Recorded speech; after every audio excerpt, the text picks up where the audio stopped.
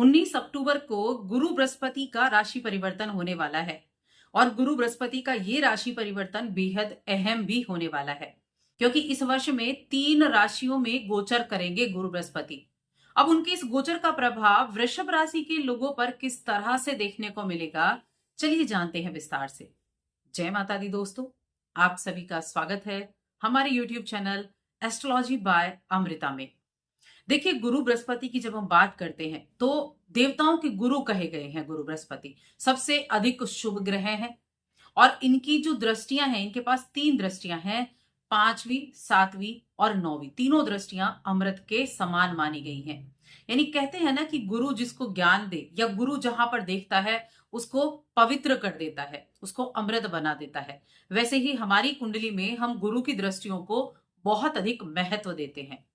अब इस वर्ष में गुरु 3 राशियों में गोचर करेंगे, इसीलिए मैंने पहले भी वीडियो बनाई थी, उसमें कहा कि गुरु जो है वो अतिचारी हो चुके हैं। यानी कि इतनी तेज गति से चल रहे हैं कि जिस सफर को वो 1 वर्ष में पूरा करते थे, एक राशि से दूसरी राशि में जाने में 1 वर्ष का टाइम लेते थे। लेकिन अब इस वर्ष क्या हो रहा है, सबसे पहले वो वृषभ राशि में थे, फिर वो मिथुन राशि में आए, उसके बाद अब कर्क राशि में प्रवेश करने वाले हैं 19 अक्टूबर को। हालांकि यहाँ ये थोड़े समय के लिए ही रहेंगे। 19 अक्टूबर को ये कर्क राशि, जो कि इनकी उच्च की राशि है, वहां प्रवेश करेंगे और फिर 5 दिसंबर को ये एक बार फिर से मिथुन राशि में आ जाएंगे। लेकिन ये जो इनकी चाल है ना, ये बड़े बदलाव का कारण बनेगी।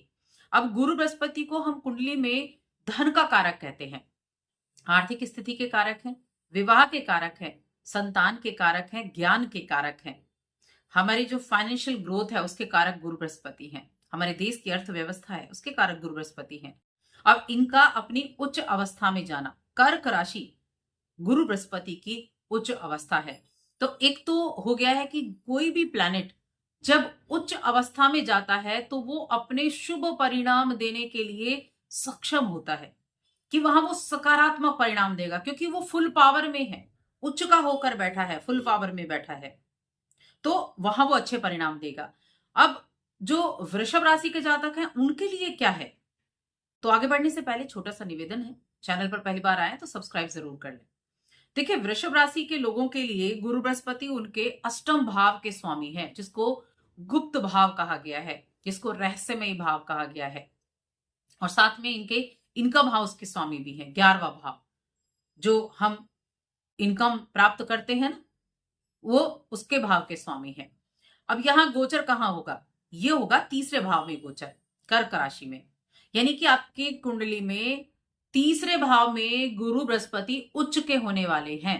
अब 3रा भाव जो है वो हमारे संवाद, हमारे कम्युनिकेशन को दिखाता है, हमारी छोटी यात्राओं को दिखाता है, हमारे छोटे भाई बहन को दिखाता है। वैसे 3रा भाव साहस, पराक्रम, जो एफर्ट है ना हमारे जीवन में, वो 3रा भाव है। अब वहां कर्क राशि है। कर्क राशि क्या है, जल तत्व की राशि है। कर्क राशि के जो स्वामी है वो चंद्रदेव हैं, जो मन के कारक हैं। तो यहां सबसे ज्यादा मन पर इफेक्ट पड़ता है। और माता का भाव, देखिए माता जो है वो कर्क राशि के अंदर आती है, लेकिन 3रे भाव में है तो यहाँ छोटे भाई बहन आ गए।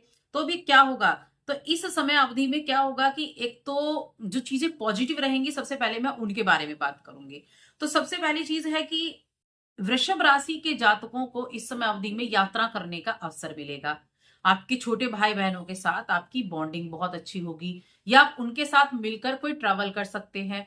ये यात्राएं आपके धर्म से जुड़ी हुई ज्यादातर रहेंगी या घूमने फिरने के लिए ज्यादातर रहेंगी, लेकिन आपके भाई बहनों के साथ की बॉन्डिंग बहुत अच्छी होगी। छोटे मोटे सफर की प्लानिंग आप करते दिखाई देंगे। बैठे हैं, अचानक से मन में आया क्यों ना वहां एक दिन के लिए ही जाना हो, टूर किया जाए, तो इस तरह की चीजें रहेंगी। आपके रिश्तेदारों के साथ, आपके अपनों के साथ ये समय बहुत अच्छा बीतेगा। और आपका जो नेबर्स हैं, आपके आस पड़ोस के जो लोग हैं, उनमें आपकी पहचान भी बढ़ेगी, उनके बीच में आपका जो रुझान है वो ज्यादा अच्छा रहेगा। नए अवसर भी आपको देखने को मिलेंगे, आपकी तरक्की के रास्ते भी खुलते हुए दिखाई देंगे। लेकिन यहाँ एक चीज आपको ध्यान रखनी है, 3रे भाव में बहुत अच्छा नहीं माना गया है गुरु बृहस्पति को, क्योंकि कहीं ना कहीं हर ग्रह का एक वीक पॉइंट जरूर होता है। गुरु बृहस्पति को पीड़ा देने वाला भी माना गया है कर्क राशि में, लेकिन हम उनकी उच्च अवस्था को भी नहीं नकार सकते। उच्च के बैठे हुए हैं ना, तो अपने रिजल्ट तो देंगे ही देंगे, साथ में उनके पास 3 दृष्टियां भी हैं। अब यहां से 7वीं दृष्टि तो जाएगी नवम भाव पर, नवम भाव पर तीसरे भाव से 7वीं दृष्टि गई, और 5वीं दृष्टि गई सप्तम भाव पर, और एक दृष्टि गई 11th हाउस पर। बहुत अच्छे रिजल्ट। वैवाहिक जीवन में ये समय बहुत शानदार रहेगा। आप विवाह करना चाहते हैं, प्रेम विवाह भी करना चाहते हैं, तो अपने माता पिता से इस टाइम पीरियड में आप बात कर सकते हैं, अच्छे रिजल्ट देखने को मिलेंगे। किसी नए बिजनेस की शुरुआत करना चाहते हैं तो नए बिजनेस की शुरुआत भी आप कर सकते हैं। देखिए, इनकम हाउस पर दृष्टि भी जा रही है और इनकम हाउस के स्वामी भी है, यानी अपने ही घर को गुरु बृहस्पति देखेंगे। तो किसी भी माध्यम से आप कमाएं, आप जो एफर्ट करेंगे ना, उस माध्यम से आप अच्छे रिजल्ट प्राप्त कर पाएंगे। अगर आप ट्रैवल से जुड़ा बिजनेस करते हैं तो यकीन मानिए ये समय आपके लिए बहुत अच्छा है। आपके जो ये काम है ना, ये बहुत अच्छे तरीके से चलेगा। आपकी कम्युनिकेशन स्किल बहुत अच्छा रहेगा। उच्च की अवस्था में बैठे हैं, लोगों को किस तरह से आप मना सकते हैं, कैसे लोगों से अपनी बातों को मनाना, कैसे अपनी डील क्रैक कराना, ये आपको बहुत अच्छे से पता होगा। तो इन चीजों पर आपका फोकस भी बहुत ज्यादा रहने वाला है।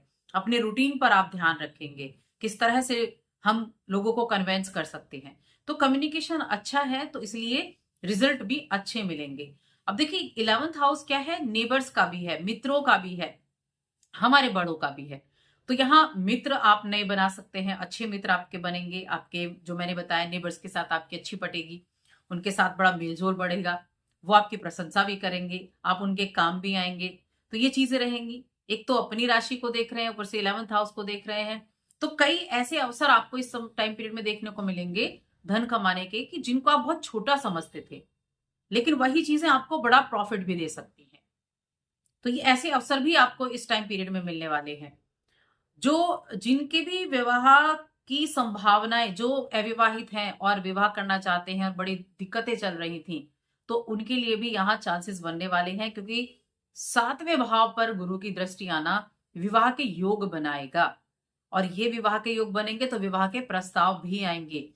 और यहाँ एक चीज और है, देखिए 7वें का और 11वें का कॉम्बिनेशन बना हुआ है, तो ये क्या होगा, आपको अपने मनपसंद विवाह की संभावनाएं भी बनेंगी। मन में इच्छा है ना, प्रेम विवाह हो, या मन में इच्छा है इस तरह की शादी हो, उस इंसान से शादी हो, तो उसके लिए भी संभावनाएं आपके लिए बनेंगी। लेकिन एफर्ट जरूर करने हैं, क्योंकि एफर्ट के भाव में बैठे हुए हैं गुरु बृहस्पति, तो एफर्ट करने से पीछे ना हटें।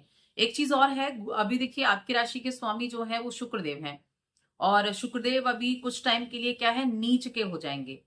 हालांकि थोड़े कम वक्त के लिए रहेंगे। हम इसमें मान सकते हैं कि 9 तारीख को वो नीच के हुए, 19 तारीख को गुरु बृहस्पति ने राशि बदली।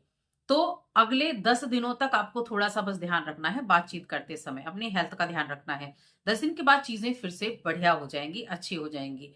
टाइम पीरियड 19 अक्टूबर से 5 दिसंबर तक का ही है, तो इसीलिए थोड़ा जल्दी जल्दी अपने जो विवाह के इच्छुक लोग हैं, उनको जल्दी जल्दी अपनी चीजों पर काम करना होगा। इसके अलावा क्या रहने वाला है, तो देखिए इस टाइम पीरियड में मैं कहूंगी कि व्यापार तो आपका अच्छा है, लेकिन बहुत बड़ा कोई इन्वेस्टमेंट ना करें, ये थोड़ी सी सावधानी है कि बहुत बड़ा इन्वेस्टमेंट करने से आपको बचना होगा, इस चीज का ध्यान रखें।